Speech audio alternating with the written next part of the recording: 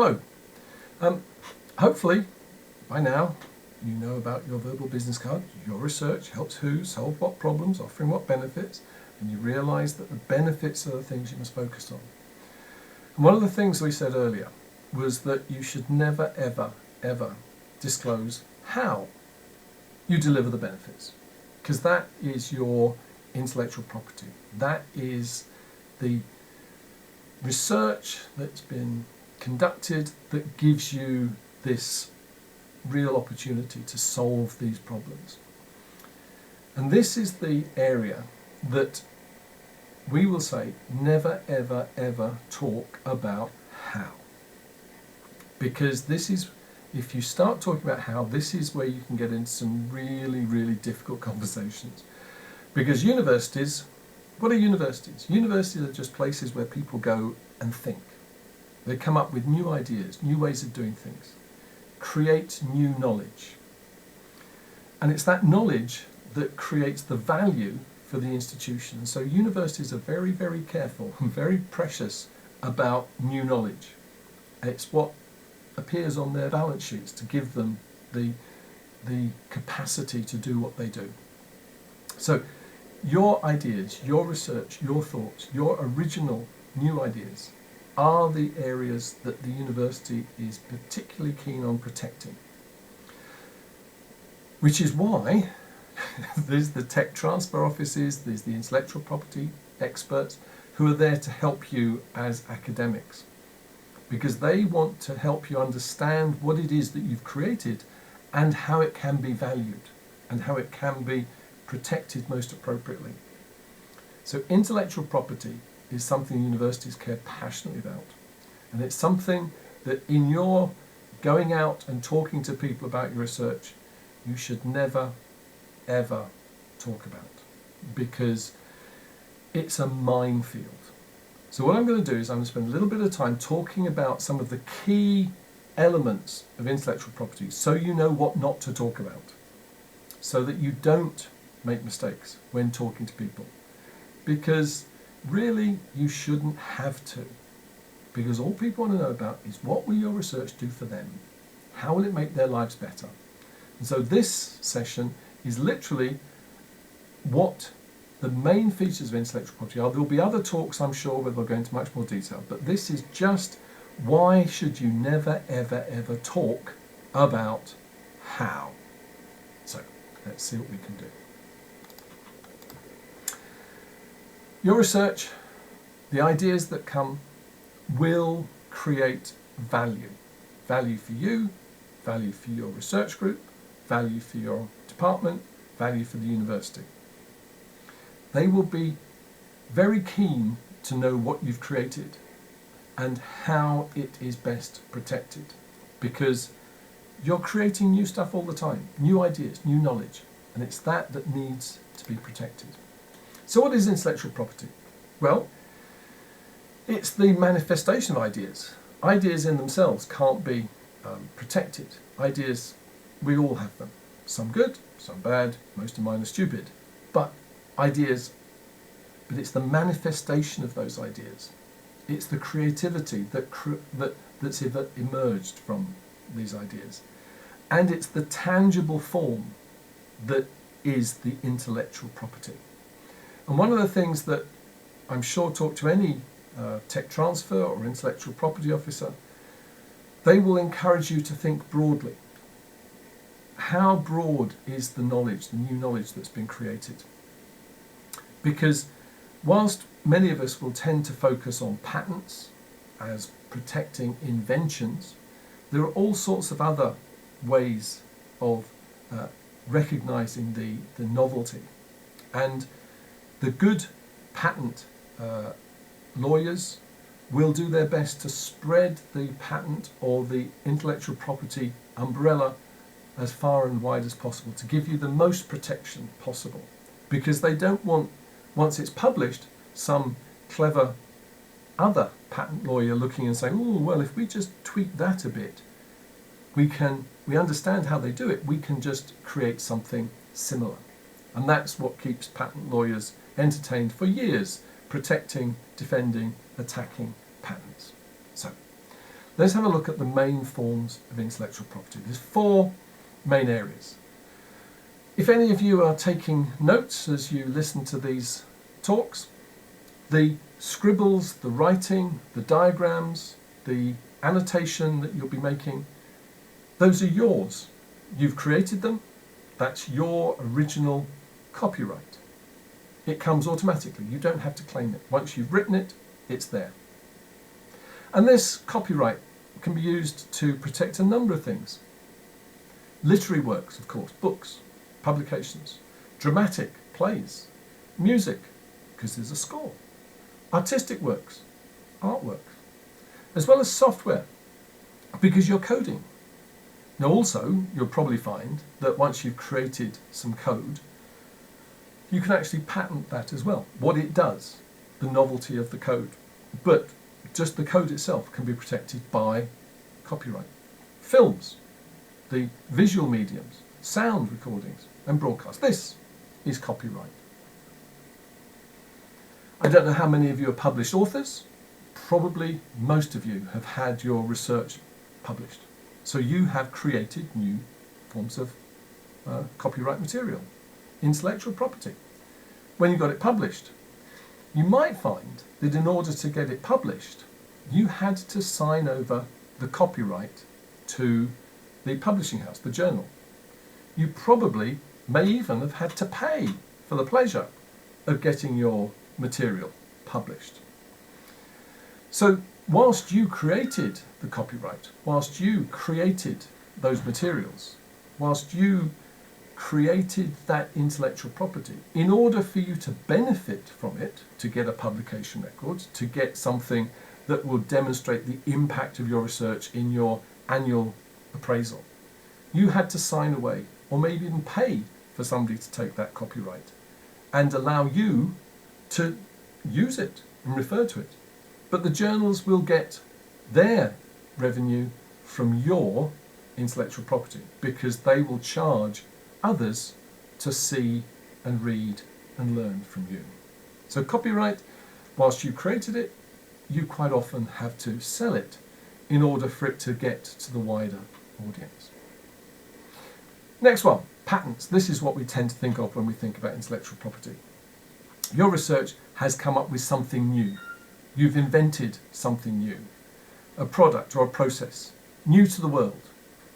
And what differentiates that from the other artifacts that have been created is the novelty of this development, the non-obvious step, something that an equally intelligent person looking at existing ways of solving problems would not have automatically expected to have followed.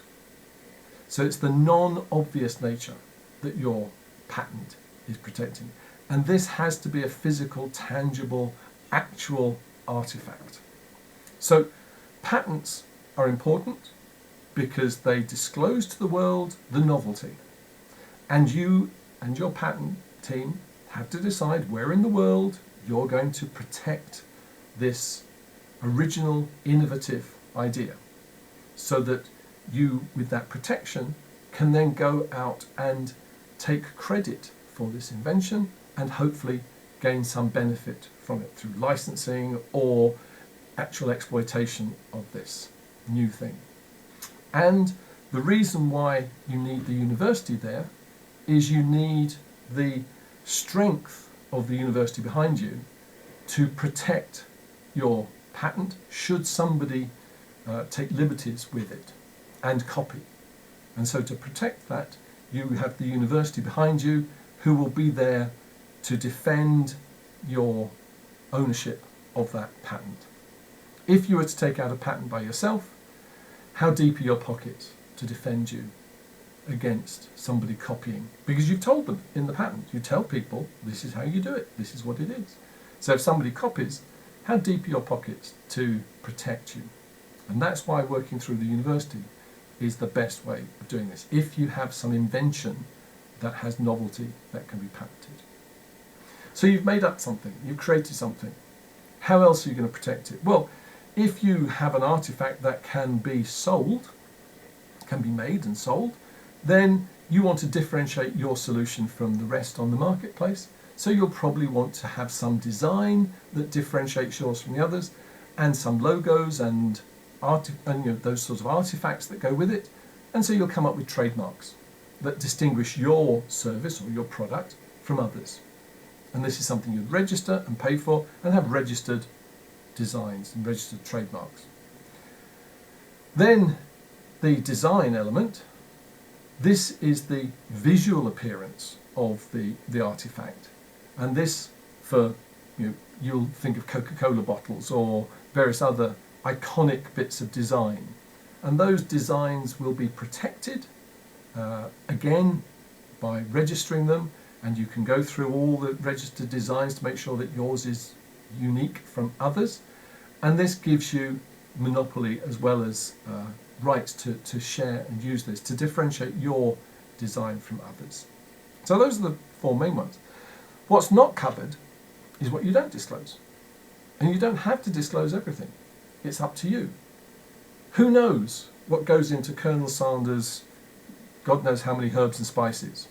All you do know is that it's finger-licking good.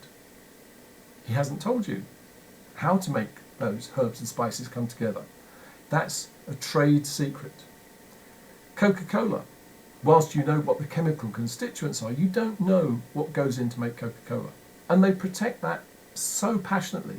They have Part A made by some companies, Part B made by other companies. They don't talk to one another. Coca-Cola only comes into existence when a certain percentage of Coca-Cola A and Coca-Cola B mix in some fizzy water to create Coca-Cola. That's the secret. They don't disclose it. The know-how, the formulations are not disclosed. They are kept secret. So you don't have to disclose. You can keep things secret. And with your patent, you don't have to tell people how to use the equipment, the dial settings and the particular settings to allow it to deliver what it has to deliver. That is what you can control. You don't have to disclose it. So there's the undisclosed knowledge that you can protect and allow you to protect yourself by not disclosing it to the world. I just thought I'd pop this in here. Here's a picture. You may or may not recognize it. You may or may not recognize the artiste. You may or may not know it's the Folies Bergère and that the artist was Manet. And I'm led to believe that in that top right-hand corner, rather strange perspective in the mirror though, is the artist himself when he was close to death and the enigmatic figure serving. But what I'd like to point out is there something in there that you recognise from today? The picture was painted in 1882 by Manet. Down there in the bottom right-hand corner is a bottle with a red triangle on it. Those of you who are used to quaffing an ale or two will probably automatically have seen that as the Bass Brewery trademark. And that red triangle was the first UK registered trademark in 1882. And since 1882, Bass have been protecting their beer, their visual trade descriptor, that red triangle, since 1882. And that's why it's an iconic image, and it was already in the Folies Bergère in 1882, but they decided to protect it with their trademark. Now, you're probably familiar with the wars that go on between Huawei, Samsung, Apple, the mobile phone people, because you will know that every mobile phone has hundreds and hundreds of patents protecting each minute little bit of detail. And that's what keeps patent lawyers and patent attorneys busy identifying if there's been any copying of IP, copying, contravention of any patents, and you'll know there's huge lawsuits going on. So, to avoid that, never, ever, ever, ever talk about your IP, because it's much, much better not to. So, here's an activity for you. What do you know about the intellectual property that you are part of creating? What's your position? How much of the intellectual property do you own? Can you claim? Did you bring knowledge with you from a previous existence? Are you using intellectual property that your PI, your senior researcher, has created and has some ownership of? Is the intellectual property owned by your research group? What's the university's position? Is the research you're doing collaborative research with an external organisation? I think it's important for you to have a think about the intellectual property. What is it?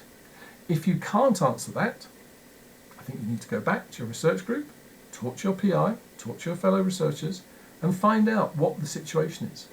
So here's your activity. Go and do an IP audit. Talk to your colleagues. Find out what the intellectual property status is. Is a patent going to be pending?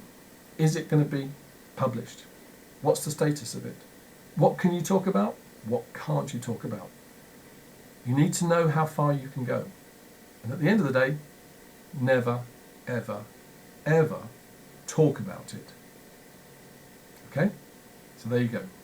That's the introduction to